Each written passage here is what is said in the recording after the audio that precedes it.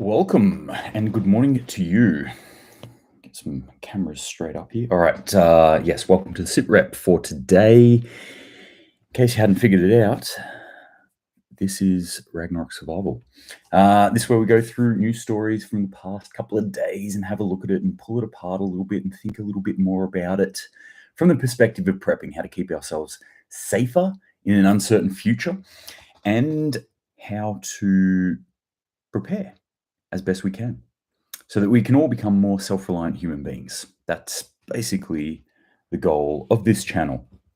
Teach people preparedness, teach them what it's about, help them out, encourage, inspire, maybe even anger or scare people into it. No, I don't really want to scare people into it, but I think it's prudent for us to prepare as human beings. Hey, Commie Hunter, how you going? On Instagram. So whether you're watching this on Instagram, on YouTube, or listening to it on the audio version on your podcast device or app, welcome and thank you. Thank you for joining me. I really appreciate it. Really appreciate everyone who joins me and sends me messages and all sorts of fun things. Okay, we're going to jump into it today. I haven't ordered these at all. I've been busy.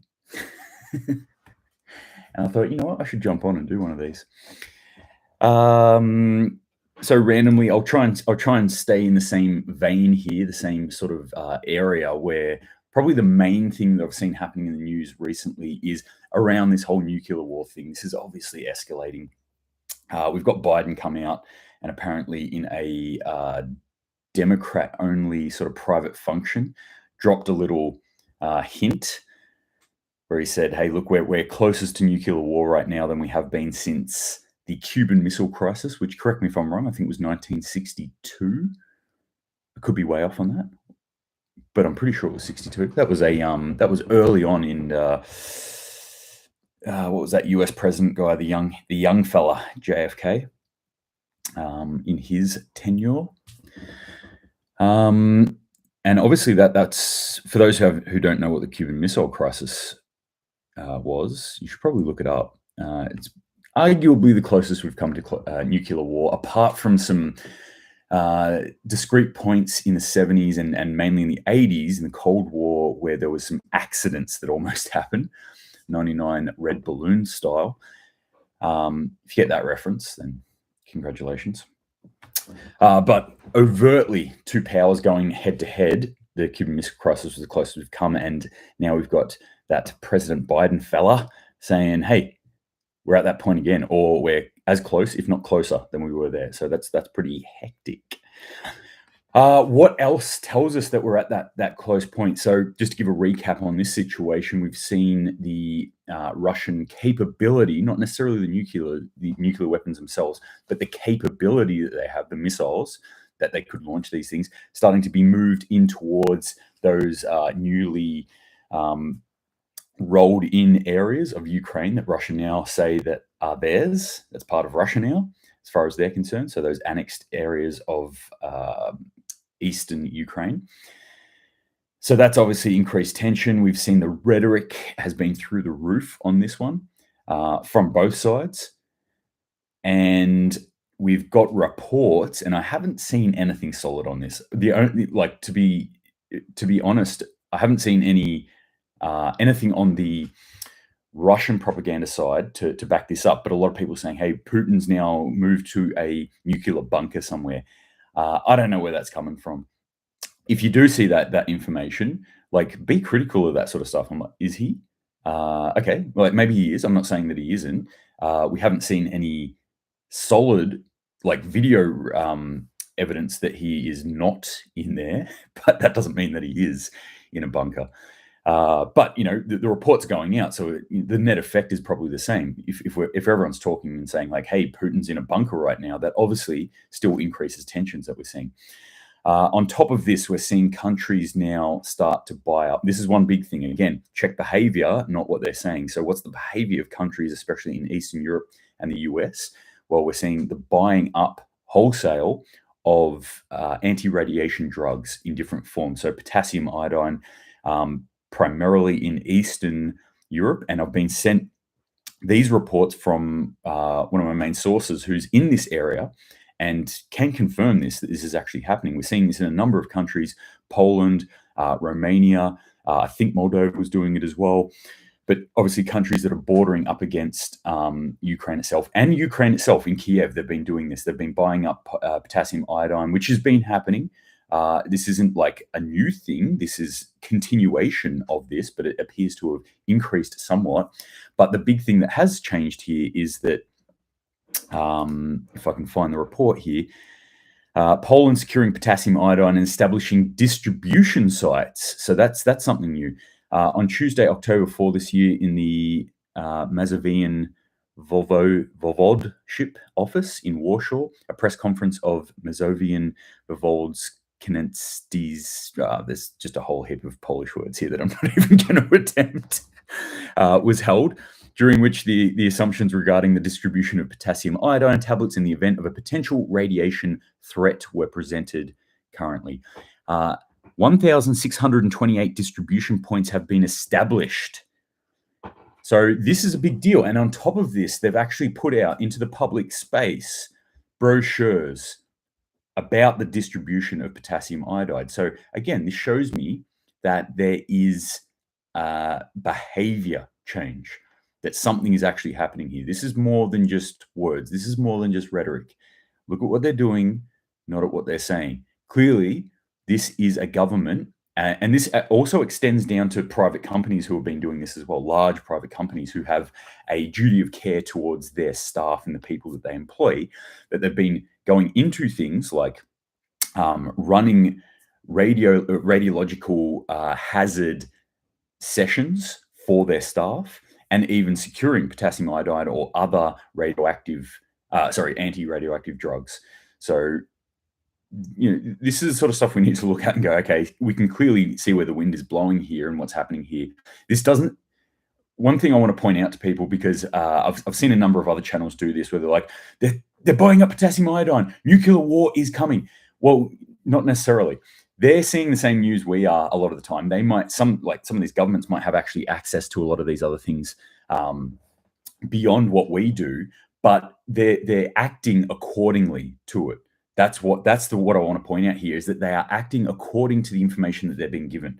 So if you're being told, yes, nuclear weapons are being moved up towards the front line, we can hear what US is saying. We can hear what Russia is saying about nuclear weapons, about the potential of them being used. We can also see, outside of nuclear weapons, we can see the potential of some sort of nuclear radiation from mismanagement of nuclear power plants within this area of the world, being that there's been a crossover, and that one of those areas that's been annexed by Russia is one that has the world's largest, or at least Europe's largest, nuclear power plant. I'm not sure if it's the world's largest or not. So if anyone knows that, actually, maybe you could fill me in.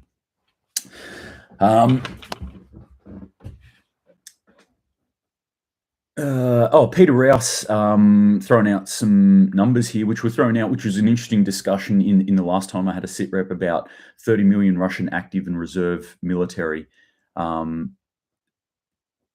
Just alluding to that there's 150 million people within Russia, and that this is, if we're looking at forced conscription type thing, so mandatory or compulsory military service, then possibly we could start to see these sorts of numbers. I still think 30 million sounds really large, but Charlie Cause says, where can we get potassium iodine in Australia? I will tell you where you can get it right now, because I've got my eyeballs on it. Not that I think we'll actually need it, to be honest, all right? Let's just pump the brakes on this here. What we're talking about is conflict that's happening in Eastern Europe.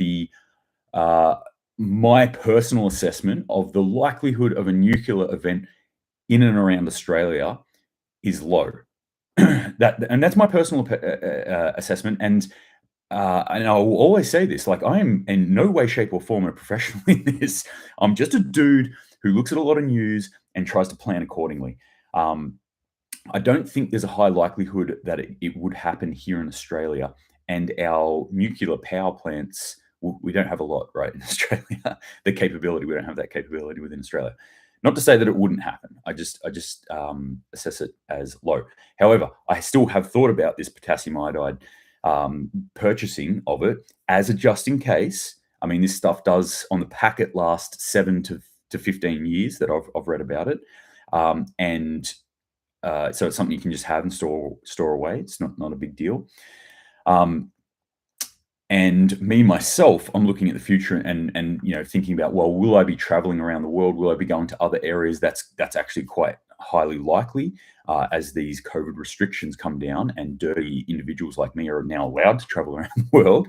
That maybe potassium iodide might be something that I want to travel with in the future. So here's where you get it, Charlie Cause. Sorry, that was a long-winded answer. You can jump on survivalsuppliesaustralia.com.au, which is probably at the moment my number one source of survival gear or prepper gear within Australia, and they still have it in stock, or they did when I was checking it early yesterday. So check them out. Go buy some from them. I think it's like $35 for a packet, and maybe 14, 18 tablets per packet, something like that. So you can figure it out from there. Peter Rouse says nascent iodine better. I certainly have no idea about this. I'll throw my hands up in the air. I am not in any way, shape, or form an expert on the thyroid or the way it works, but my understanding of it is that you need a what was the word that they used? Basically a stable version of iodine. So what happens is the radiation gets into the body. It's an unstable version of iodine, and it gets into the thyroid, which then creates problems from there. And that's essentially what kicks off the radioactive effects on a human body. But if we can put a stable version in there and we can kind of flood those nodes within the thyroid with the good iodine, that's what potassium iodine is, then it doesn't allow any of the radioactive sort of iodine to get in there and actually land in the body and bond with us. So off it goes. That's the basic theory of it. And as I said, very, very basic. I'm no biologist. I know basic anatomy mainly from the exercise and sports science background, not from radioactive effects on the body. So do your own research on that, definitely. Peter Rouse says, I use Global Healing Organic Detoxidine Nascent Iodine. So there's a little recommendation there from Peter Rouse. Thank you very much for that, sir. I appreciate that. I will definitely go and check that one out too. Just a quick question, Peter. Is that Global Healing Organic? Is that like the website you would go to? Is that the company that you buy from? Just so if we're pointing people in the direction, if they want to do their own research on this, that they could find that. Just let me know that. Charlie Cause says, yes, I got a few things from them. Thanks. No, well, thank you for the question, and thank you to Survival Supplies Australia. I'm not sponsored by them, by the way. I know I mention them a lot. I'm not sponsored by them in any way, shape, or form. US has also been buying up a drug called Nplate, and I had a quick look. I will look into this a little bit more. I'm not sure what Nplate actually does, if it simulates iodine, if it is iodine just under a brand name. But essentially, it is a drug that the FDA has approved to treat blood cell injuries that accompany acute radiation syndrome. So they've bought up, I don't have the numbers here, but it was a couple of $100 million worth of this particular drug. Why are they buying that up? Again, like this is all adding into a bigger picture. Good afternoon to you, Shelley208, who I think you're in Canada. I'm in Canada or somewhere around there, Northern America somewhere. It's obviously morning here, Saturday morning, so I'm talking to you from the future. Peter Rouse says, that's the brand. I have wholesale account in USA, which is for doctors only and has hundreds of brands. Really good hookup there. Very good hookup. That would come in very, very handy, no doubt. All right.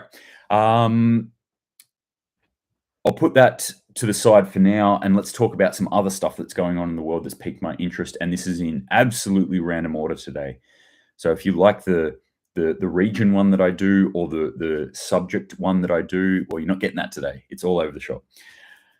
Lebanese banks demanding, customers have been storming Lebanese banks demanding money. So at least 4 banks within Lebanon have been stormed. This is not a new thing within Lebanon. We've been seeing a lot of hate channeled towards the banks because, for those who don't know the situation in Lebanon, they've essentially tanked their economy and did this a number of years ago. This is like 2019, where this was really hitting its swing, and has been ongoing since then. Only slightly dulled because of the lockdowns. So it's kicked back on again. Basically, the situation there in Lebanon is that people cannot get their own money out of the banks. There is a cap on how much money you can pull out of the banks in any given week. So I don't know. I was talking to a Lebanese friend, and this is back a few years ago. At that time, they said, "Hey, we can only pull out the equivalent of $400 US per week." This person had a company, business. So that it was a journalist that I was working with at the time, but the side hustle that they had was a bar in Lebanon. And so he says, like, it's pretty restrictive. Like, how can you work this if you can only get $400 out? And it doesn't matter if you're a millionaire or a billionaire, you can only get $400 out per week. So obviously, they're having some sort of economic crisis there, and the bank goes, well, here's a way we can solve it. We're not going to let all the money out there, because what happens is people freak out. And what did happen in Lebanon, people freak out and they go, oh, banks are running out of money, I better go get mine. And there's a run on the banks. And this has happened in a number of countries in recent history, and in history back to early 19th century. A run on the banks, and then, same thing with toilet paper. Basically, it's what happened with toilet paper that also happens on banks. That can happen with anything. It happens with petrol or fuel products, happens with food. But it happened here in Lebanon, and now nobody can get their money. The economy is tanked, and people are getting fed up with it. They're robbing banks, they're storming banks, they're protesting at banks, trying to destroy it. Shelley, Canadian in Idaho. Idaho is a really nice place. I really like Idaho. I hope it's going well there. hope you're doing well there, whatever's going on. What else we got going in the world? Oh, more nuke stuff. Can I get away from the nuke stuff for a sec? Official UN data shows that thousands are dying in Somalia due to chronic malnutrition, including almost 900 children aged 5 or under. After 4 consecutively failed rainy seasons have left the country devastated. So apart from like the fingers getting pointed at like the specter of climate change here, like, see, it's not raining, so that's why these people are starving. The food situation in the world at the moment, and I've talked about this ad nauseum, and I'll continue to talk about it, where we're talking about food not getting out of certain areas like the Ukraine and Russia, which goes to Africa, or things that are coming out of Ukraine and Russia that have been curtailed, not getting to Africa, not getting to more developing countries. And Europe in the hurt locker right now. So they're sort of paying more because they have the means to, which then exacerbates this situation. And I kept saying this, that the starvation of people within Africa is something that we're going to see very, very soon. Well, we're seeing it right now. Here it is. UN saying, like, hey, people in Somalia right now are dying. Like today, this last week, we're having people die, like almost 1,000 children. Thousands upon thousands of people in Somalia are dying right now. And so when I'm talking about numbers in 18 months' time being in the hundreds of millions, this is not hyperbole. This is not somebody freaking out. This is actually, what I'm actually looking at, I'm kind of thinking like, well, this could be something that actually affects billions of people, but don't be one of those doomsdayers, Stuart. Like, tone it down a little bit. Let's just conservatively say hundreds of millions of people that are actually going to be affected by this, but we're starting to see the effects already.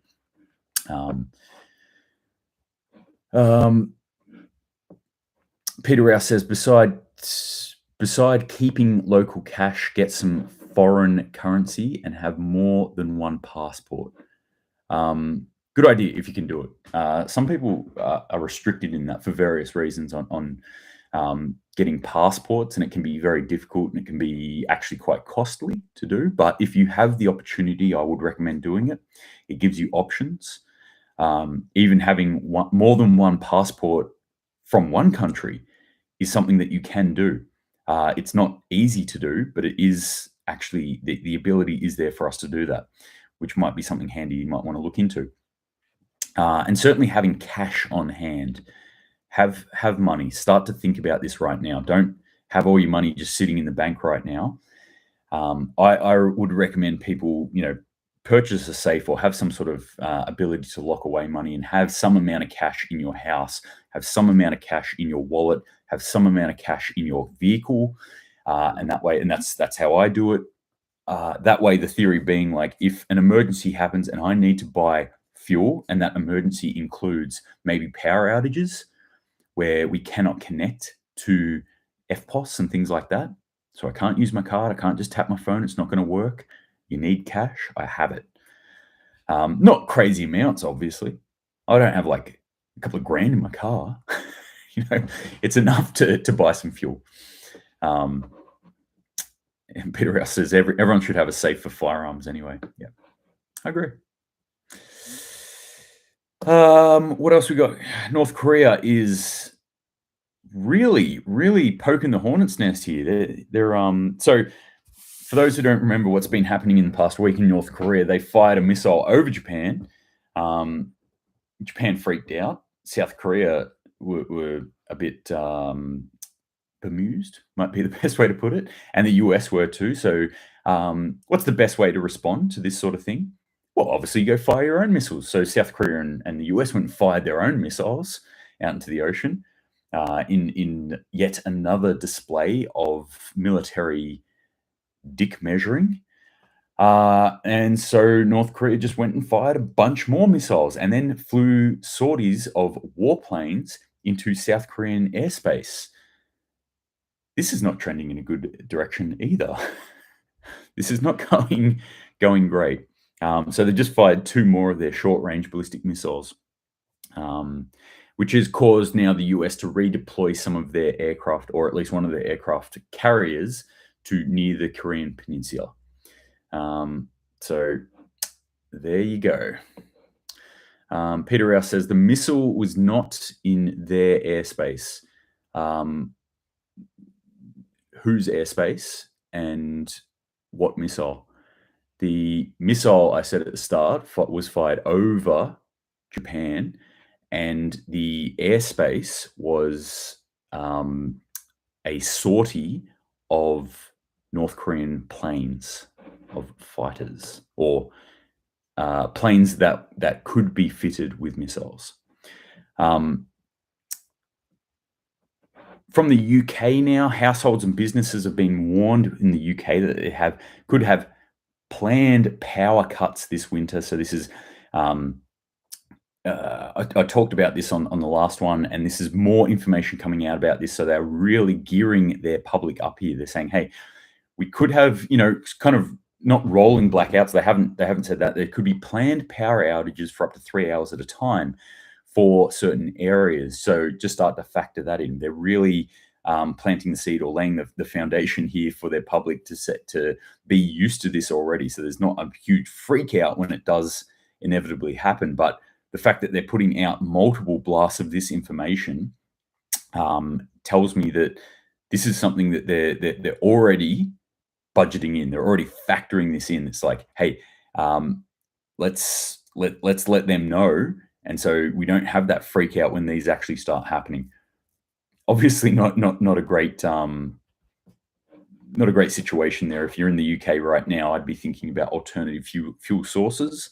I'd be thinking about things like, can I get maybe biomass might be a way you want to start thinking. Obviously, there's solar and things like that, but depending on where you are in the UK, you're probably going to get enough solar, hours but the actual quality of that solar that's coming down, as in like certain parts of the UK don't get a lot of sun, and especially not in winter. And the sun that they are getting isn't at full powered sun. It's overcast conditions, cloudy conditions, things like that. So, but there are still ways to overcome that. But this is something that I would certainly be thinking about right now if I was in the UK. Even thinking about setting up systems where you can top up batteries off mains power and then use those batteries when the power is off. These are the sorts of things that I would start thinking about, certainly within the UK. But even here in Australia, these are things that I'm thinking about and things that I do. Energy is one of the big things that I prep for as well. It's not just beans and bullets and band-aids. It's, the food is a big thing, water is a big thing, and energy is another big thing. The continuance of life. I'm not so much thinking about doomsday is coming and how can I ride this out, Fallout 4 style. I'm thinking about how can I continue living my life and in a comfortable way and not necessarily have to worry too much about whatever stuff is happening there, whatever switches that the government is turning on or off, and whatever they're trying to make me do by saying, hey, you have to do this or we're not going to give you X or Y or Z. I'm like, yeah, cool. That's awesome. I've got X, Y, and Z here. So have fun, gang. Go do you, government. UK needs solar panels with 40% efficiency rating. As in, are you saying that UK has 40% of the solar energy that Australia does? I'm not sure what you're trying to say there. But it's certainly not what Australia has. That's one thing that Australia does really, really have in abundance in certain parts of Australia, not everywhere in Australia, but even where I am in Australia, which is a colder, generally like in winter, definitely a colder area of Australia, we still have a huge amount of sunlight hours, of daylight hours, of solar hours. And that solar is not... it is like full solar power, like it is blue sky solar power, as in, not impeded by clouds a lot of the time. So, yeah. S. Wood, who is in the UK, I believe. Our solar garden lights only work 6 months a year, lol. Damn. And unfortunately, the time when you most need it is probably when it's not working.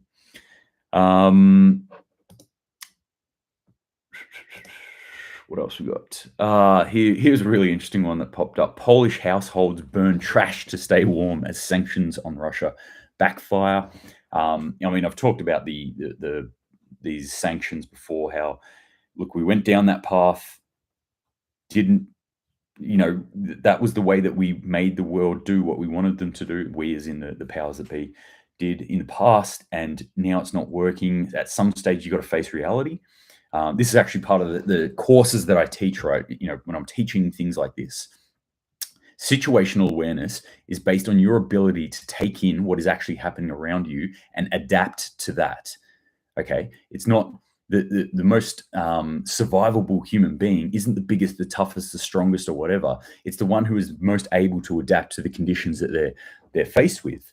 So if you're the kind of person who's walking around the world and projecting your reality on the world, then you're going to get caught out at some stage. And I see that in after action reviews, in police reports and things like that, active shooter events when I'm reading or looking at the videos or, watching the interviews and stuff like that. People are like, oh, this sort of stuff doesn't happen here. I didn't believe that this could be happening to me. All those sorts of words. It's like, well, you need to believe that things can happen and you need to be able to adapt to them. Instead of going, oh, I heard a bang, I'm looking at someone with a gun who's shooting. No, that doesn't happen here. People don't drive cars down Burke Street Mall. Gunmen don't walk into mosques in Christchurch. No, this just doesn't happen here. Instead, going, well, I don't care what my beliefs, what my forethoughts were, what I believe could and could not happen here. Here is what is happening here. Reality is dictating to me what is actually happening, and now I need to adapt to it, i.e., sanctions always work. Didn't work. Sanctions always work. Sanctions always work. We're up to round 8 now of sanctions always work. At some point, The world has to look at it and go like, sanctions are not working. We need to find another way. We need to adapt to this and go, okay, these sanctions are starting to hurt Europe or, the world really as it ripples out. We need to find a different way to attack this somehow. So, and this is the kind of story that I think really highlights it to me. When people in Poland are starting to burn their trash to keep themselves warm, that seems like a pretty desperate situation there. This is not, obviously, this is a sensationalized story where they're finding some people who are doing it. I'm imagining this is probably not all of Poland burning all their trash all at once. And it's not like burning trash is a uncommon occurrence.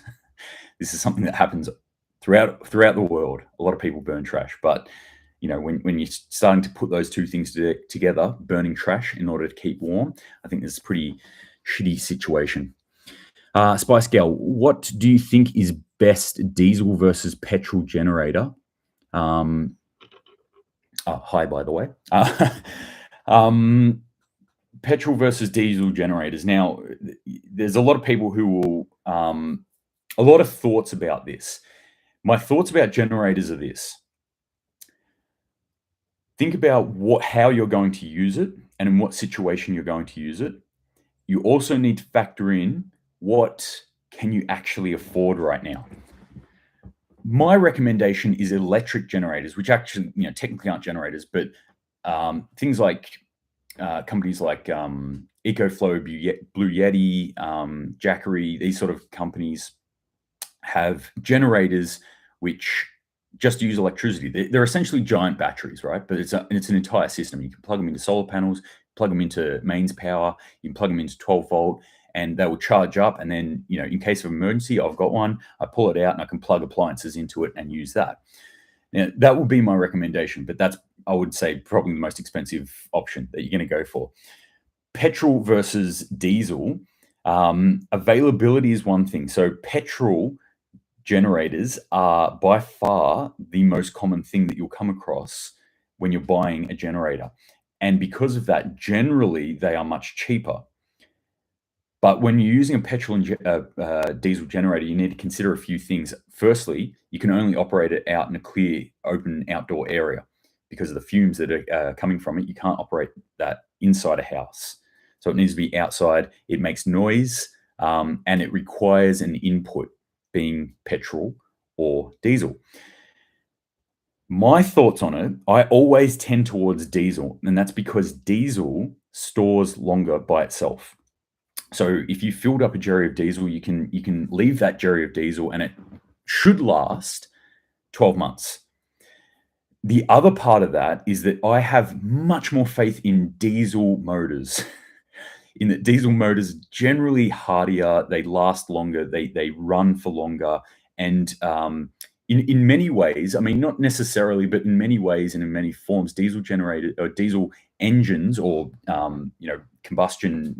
internal combustion type devices are designed to run continuously, or they have the capacity to run continuously for a longer period of time, as opposed to petrol.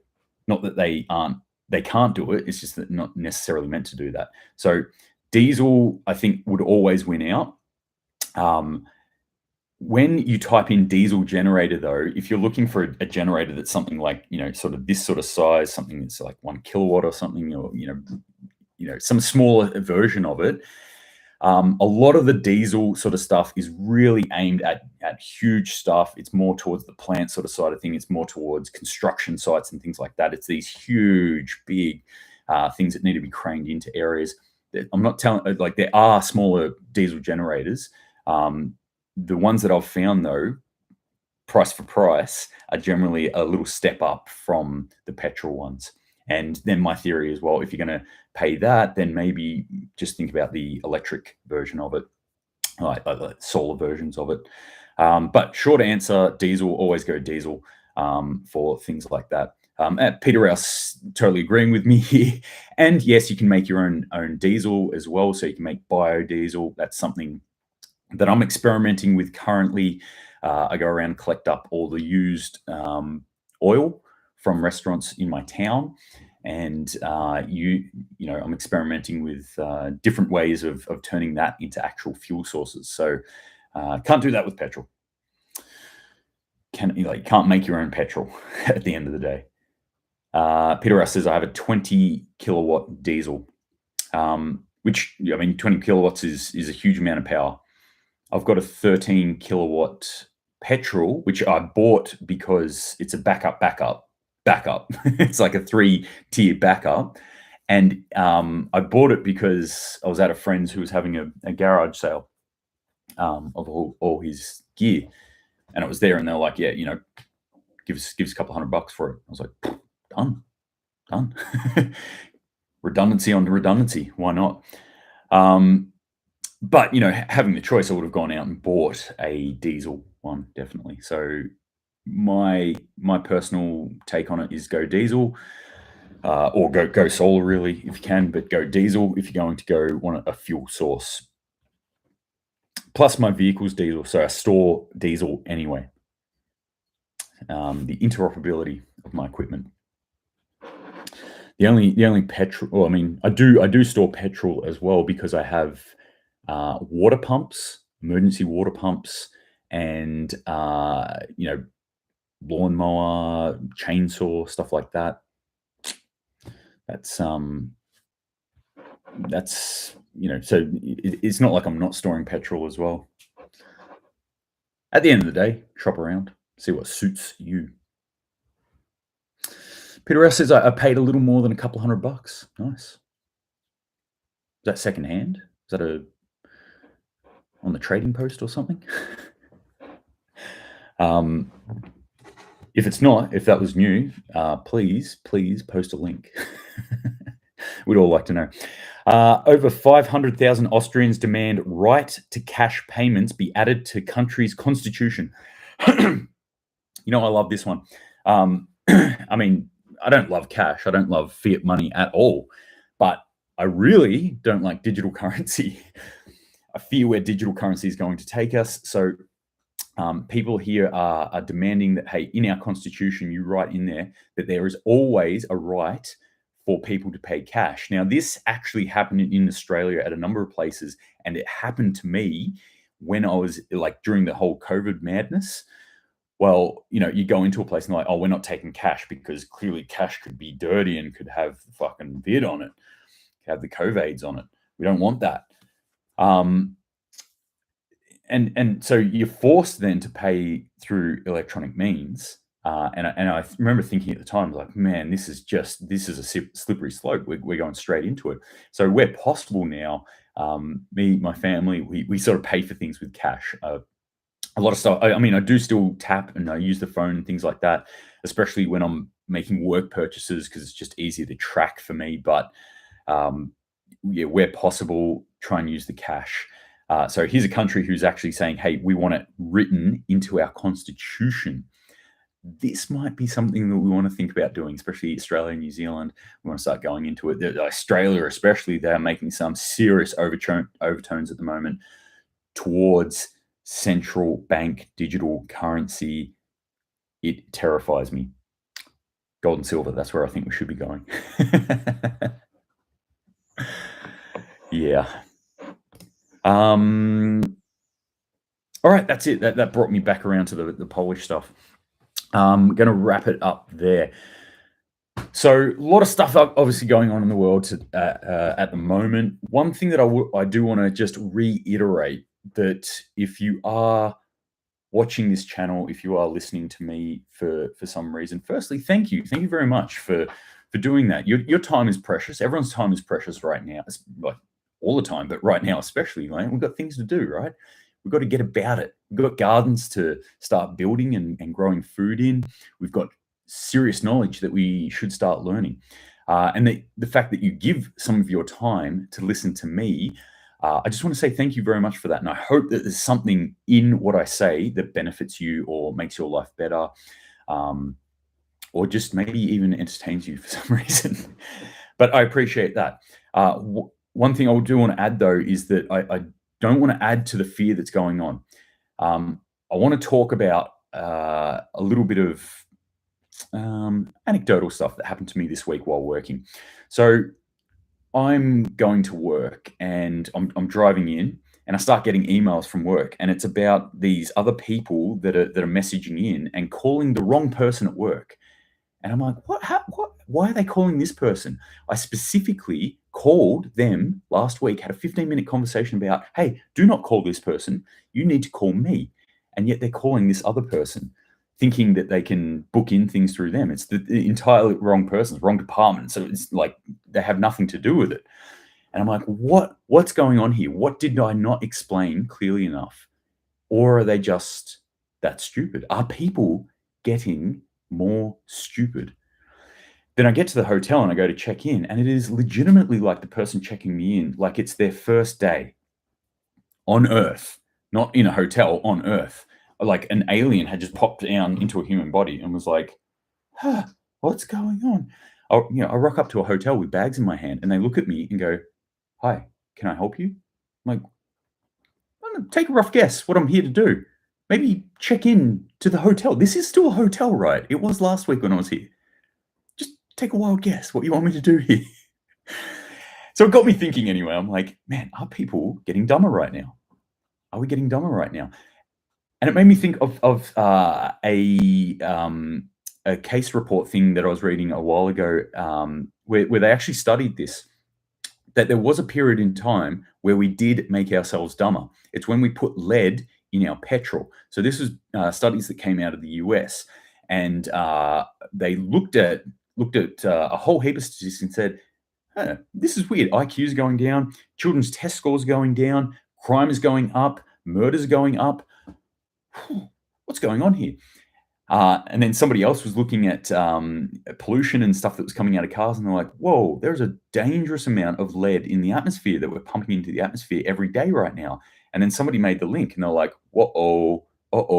we put lead into the fuel gets burnt, gets into the atmosphere, we breathe it in, we get dumb, no good. And that's why we now have unleaded petrol, and having lead in petrol is bad, right? So this got me to thinking, I'm like, are we doing something right now? Have we done something recently that is making people more dumb? And if so, are those dumb people angering me enough to increase violence? No, I'm just joking on that. But yeah, it really did make me think. And then I thought about cortisol. Now, cortisol is a hormone that gets released in the body when we're under stress. We are constantly being bombarded by fear and stress, and have been now for the past 3 years. We are indoctrinated with it. We are absolutely soaked and drowning in fear right now. That cortisol has a number of effects, a number of negative effects on us physically and on us mentally and emotionally. And one of those could be downgrading our IQ. People might just actually not be able to deal with the amount of fear that they're feeling right now. And that is one of the goals that I wanted to do by sharing this sort of information, and that I encourage you to do as well, is to actually try to convert fear into confidence. We don't look at this stuff and go like, oh, doom and gloom, the world is bad, quick build a bunker, get more beans and bullets and band-aids, this is all bad.